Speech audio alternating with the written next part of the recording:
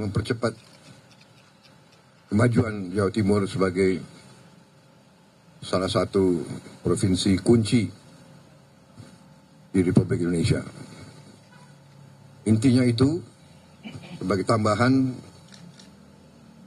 saya diskusi sama Ibu Khofifah mulai kemarin, Bu ya. Dan Ibu Khofifah nampaknya tertarik dengan sambutan saya di dialog Shangri-La beberapa hari lalu, yaitu tanggal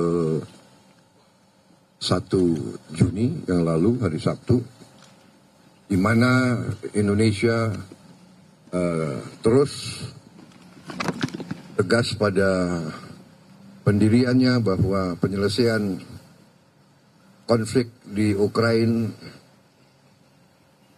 harus melalui gencatan senjata dan negosiasi.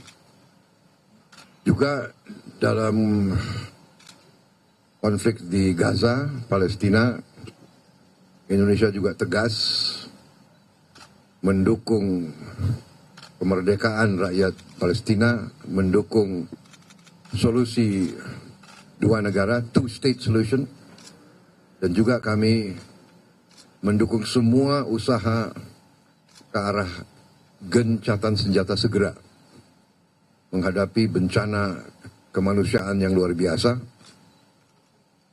penderitaan rakyat Gaza, rakyat Palestina yang luar biasa, dan Presiden Republik Indonesia Pak Joko Widodo